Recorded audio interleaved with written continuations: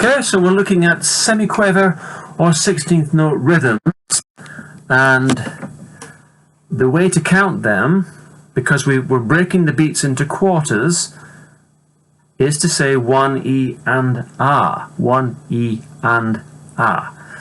So the basic reference point for this is where you have every beat is being divided into 4 semiquavers, and you'd play it and count it like this. I'll just use a chord. I'll use an A7 chord for this. All right, so it goes 1E and a 2E and a 3E and a 4E and a 1E and a 2E and a 3E and a 4E and a 1, 2, 3, 4. So that's where I'm playing it without counting it there. At least I'm not counting the subdivision, because that's what you need to be able to do. You shouldn't have to count it all out like that necessarily. It should become an intuitive thing where you know how to subdivide the beats into quarters. But for the time being, you might want to say it out loud or just think it. 1E and a 2E and a 3E and a 4E and a would eventually become 1, 2, 3, 4. Okay, and the rule as always is that it's an elaboration of the rule where you pick down or strum down on the beat and up off the beat. And obviously here we've got 4 strums per beat, so that would seem to contradict the rule, but basically it's just alternate strumming starting on a down strum. Okay, so it's 1, 1E and down again for 2, and so on. The next exercise is where we have a quaver and 2 semiquavers in every beat. So that first quaver represents 2 quarters, and here you have the option of either still counting 1E and but not playing anything on E, which is the second quarter, or just saying 1 and But of course, watch that the spacing is still the same as before. Think of it as a silent E, or if you were counting out loud, you might say it a little bit quieter. Notice also how you have 2 down strums followed by an up strum. So it's really just like taking that second quarter away and you're playing what's left of that. So it's 2 downs and an up, like this. 1 and a 2 and a 3 and a 4 and a 1 and a 2 and a 3 and a 4 and a 1. Like I say, you might want to include the E even though you're not playing anything against that point in time. So like this, 1E and a 2E and a 3E and a 4E and a, if that helps you. But like I said before, eventually you want to be able to do these without having to count it out loud at all. So just 2, 3, 4, 1, 2, 3, 4, 1. I think of it as a galloping rhythm. It's a bit like the way a horse gallops, I think. Okay, the next one is 2 semiquavers and a quaver. So it's the other way around. So now we have 2 quarters followed by a half, or 2 halves which are 2 quarters combined. And that changes the way we count it. Now we're saying 1E and. I really don't think there's any point in saying at the end, because it's at the end, it's not in the middle somewhere.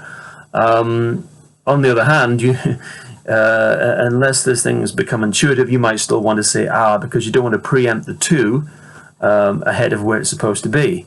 So have a listen to this, and again, be mindful of the strumming directions. This time it's down, up, down.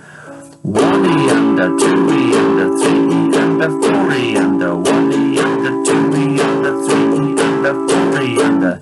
So it's very clear, isn't it, that there's a beat there behind what I'm playing. Even if I wasn't counting that out, you could still feel it, and you could tap along with it if you wanted to, because it has a pulse. 3, 4, 1, 2, 3, 4. Okay, so the next one is another deviation of the basic 4 semiquaver reference point, which is a semiquaver followed by a quaver followed by a semiquaver. Or if you like, a 16th note followed by an 8th note followed by a 16th note. And so this time it's a quarter, half, quarter, and we would say 1E Now here the spacing is critical. Don't get this all mixed up.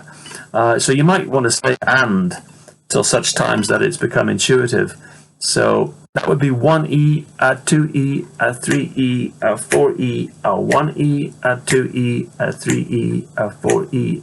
Again, observe the strumming directions. This time it's down, up, up. And I'll use an A7 chord again. So it's going 1E, a 2E, a 3E, a 4E, a. Or you might want to add that and, as I said. So it would go like this. 1E and a 2E and a 3E and a 4E and a 1E and a 2E and a 3E and a 4E and a. Okay, the next one is a dotted quaver and a semi-quaver. Again, all adding up to 1 beat's worth of music. But the first note occupies 3/4 of the beat and the second one occupies just a quarter.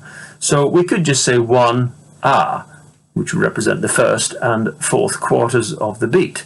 But again, for the sake of getting this right, until intuition kicks in, you might want to count the whole thing. So it would go 1E and a 2E and a 3E and a 4E and a. So it's a bit like a pair of quavers, except that the first note is getting longer and it's a bit of a jump at the end.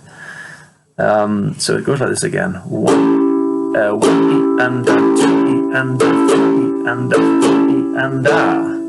Okay, finally, the opposite of that is to start with the semi-quaver, followed by the dotted quaver. So it's quarter of the beat to 3/4 of the beat, and you'd say 1E, 1E, 2E, 3E, 4E. But again, count the whole thing for the time being. So it's 1E, 1E and a 2E and a 3E and a 4E and a 1E and a 2E, 3E. By the way, it might be a good idea to practice these with a metronome. The options are to count out loud or think it, or to tap your foot as you're playing, or to use the metronome. But the metronome is the only way in which you can practice playing with something that's external to yourself.